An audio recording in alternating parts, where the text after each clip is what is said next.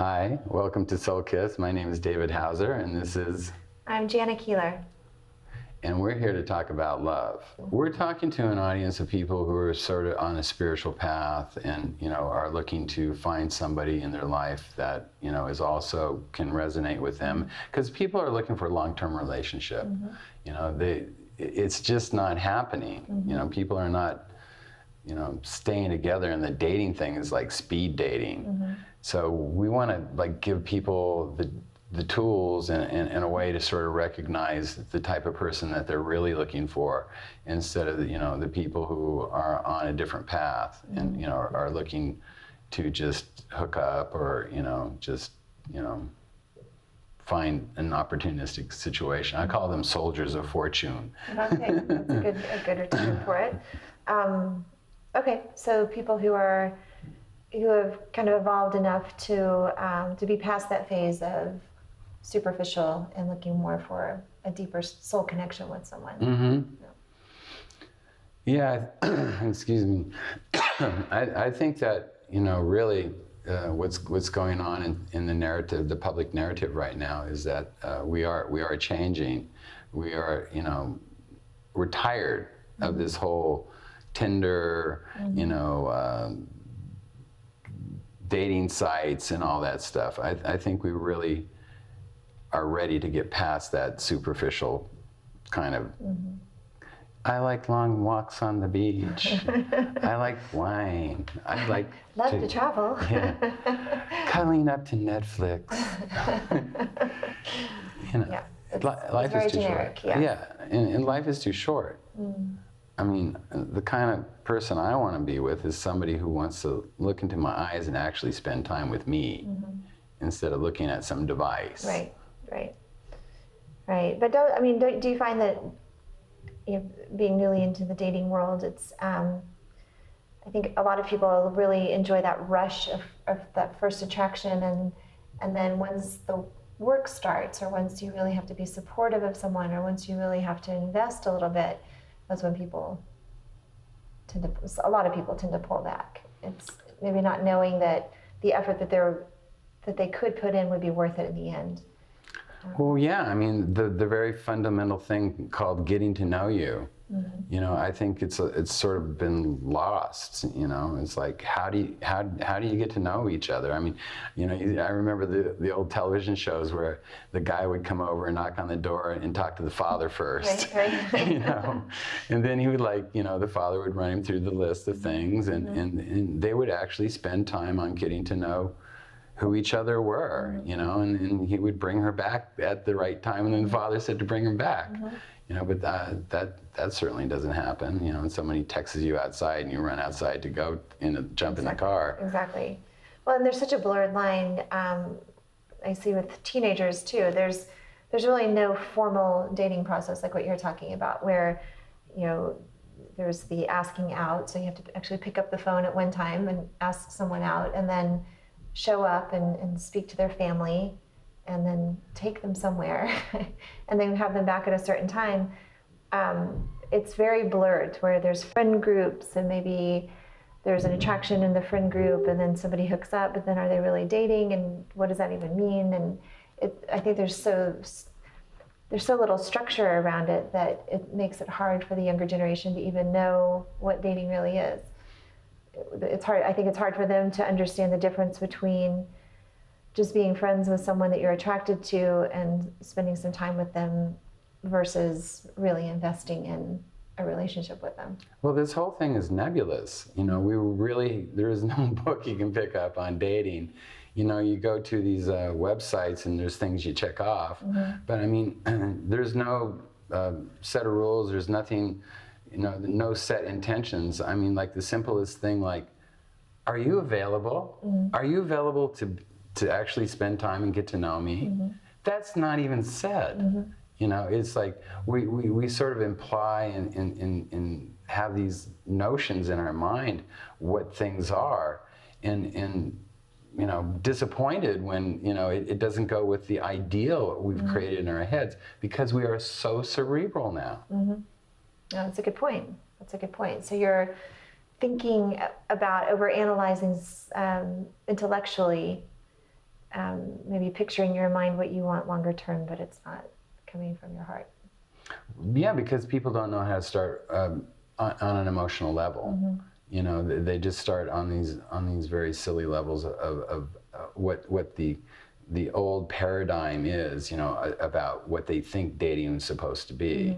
You know, like going to a restaurant, you know, and you know, trying. I mean, people in restaurants are so funny. I mean, you're there eating. How are you supposed to have a conversation when you're there eating? I mean, I really think that people just need to learn how to sit still and look each other in the eye and have a real conversation about what it is that they want. What is it you want in a relationship? What are you looking for? Who is the person? You know, ask me. You know, no one's really asking these questions. I think they're tiptoeing around the questions. I sense that there's so much vulnerability when you start asking those questions that people, they don't know what to do with it. They, you know, then they have to let their guard down. Whereas there's a big protective wall around people. They want to be, in a way, they want to be sure before they make the investment. And you're not sure until you break down the wall to know whether it's worth investing. I think it's a little bit backwards in my view. Yeah, well, people just don't know how to take a risk, and they don't know how to make a commitment.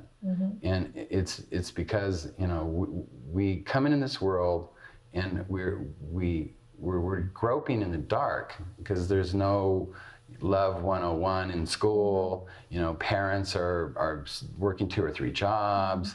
You know, there's no anything out there to hold on to, so you make a lot of mistakes. And, you know, by the time you get done making those mistakes, you're in your 30s, you know, and you're wondering, oh gosh, what just happened? I'm in my 30s, you know. How did I get here? Yeah. And then, you know, trying to find a stable relationship in your 30s is no piece of cake. And well, because there's the added pressure of the clock ticking to start a family, and it just adds to the pressure. I think a lot of people I know, then it becomes high stakes where they have to find the right person, and they're not willing to make that investment until they're sure that it's the right person that they would want to have children with or start a family with, and that's a tall order, unless you get to know them.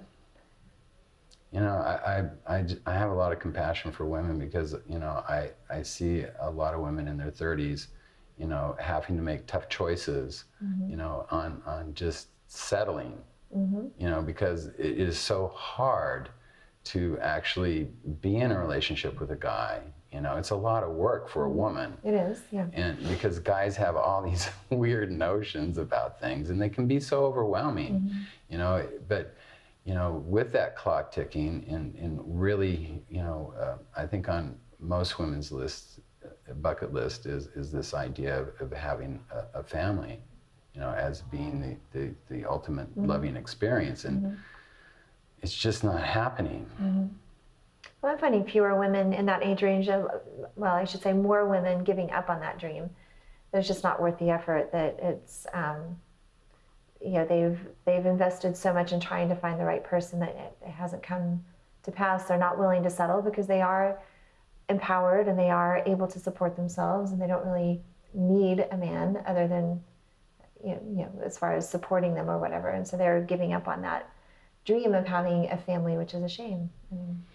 You know, there really has been a role reversal here in America, especially because of the middle class, the collapse of the middle class, and, you know, women seem to be the ones getting, you know, the bigger paychecks than men, and, you know, and men are just not stepping up to the bat. I mean, sure, entrepreneurial men, you know, who are conscious, you know, they're making inroads, but it's just difficult for a lot of men to be able to, you know, be in that role like before, you know, and I think women are expecting that kind of a role in men too, and so that really cuts the numbers down on possibilities. Right, and I think the expectations that women have for men now are much higher. They expect them, you know, they may not need them for financial support, but they still expect them to be a I guess maybe more of a partnership, but a partnership who's also invested in raising the children together. So I think I see the partnership. I see men struggling with that partnership. I have to say the younger generation is doing a much better job than my generation, or certainly my parents. And the fathers are much more involved in raising their children and much more in tune with trying to manage the work-life balance. But I think because women have said, we're not doing this anymore. We're not we're not going to work our job and come home and take care of the house and come home and take care of the family. You need to step up, because it is too much of a burden for one person. Do you think is there any kind of educational something out there for men? Is there work groups or something that men can actually start, getting ready for this, to have a relationships? Because women are not finding the right guys. How do we make the right guys? Yeah, that's a really good question. I think men are in a tough position. I think the media and everything that they see and have been fed since they were young is objectifying women, and so they, on one hand, I think boys tend to be close to their mothers, and so they have that special bond. But on the other hand, they're being fed that women are just objects, and and I'm sure that's very confusing for a young man trying to figure out, what type of woman he wants to be with and who he needs to be as a man.